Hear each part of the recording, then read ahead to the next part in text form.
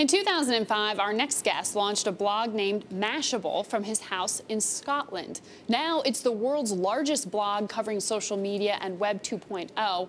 It's also one of the most profitable. So here to tell us how he's doing that, how he's popular and profitable in the new media wave, we're joined by Pete Cashmore, the founder and CEO of Mashable. More than 10 million monthly page views. How do you do that? Well, I think, blogging provides an opportunity for anyone. And I think the internet in general provides the opportunity for anyone if you work really, really hard to actually succeed at these things. I mean, Mashable is, depending on who you ask, about the third largest blog. Obviously profitable. We employ about 12 people, mainly in the US, a couple in Europe. And we do 24/7 news coverage of what's happening on the web and what's happening in social media. And I think the key for us was just to I worked very hard at it, scaled up the team, and I think the story is really that on the web, if you work hard, it's a meritocracy, and you can get to the top wherever you live or whoever you are.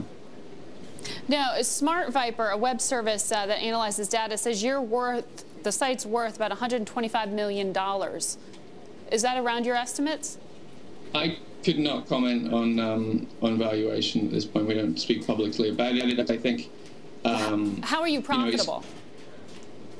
Well, we have numerous revenue streams. We have advertising. We have a job board where people can list web jobs. So if you're hiring anyone on the web, you can list on Mashable's job boards. We do events. So we did, for instance, last summer we did a series of events around the US. We did a 7-city tour. This year we've been doing educational events in New York, telling people about how to use social media, telling brands and charities and individuals, how can you get online, how can you use social media in your business or your organization.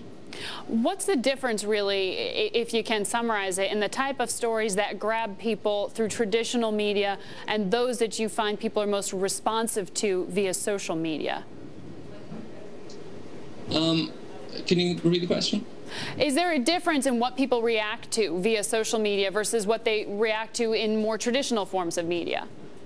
Oh, absolutely. I think, social media, the big difference is that it's about engagement and interaction. So the key thing with social media is that it's more about the community and posing a question rather than having all the answers. Blogging is a lot more conversational in the sense that you might put up a story and then ask for feedback and then put up a second story that actually brings in the voices of the people who are commenting on the story. So it's a much more interactive medium. It's not broadcast, it's community in a sense. And I think that's the difference we're seeing with blogs, is that it's a lot more interactive, the comments are part of the conversation, and they can loop back into what we write about next.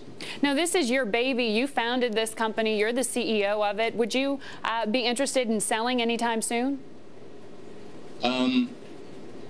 I don't think that's on the cards for us right now. We're really trying to build as an independent blog network. We're one of the largest independent blog networks, and I think we're really focused on scaling up the team, scaling up the revenue, and we're looking forward to a really successful 2010.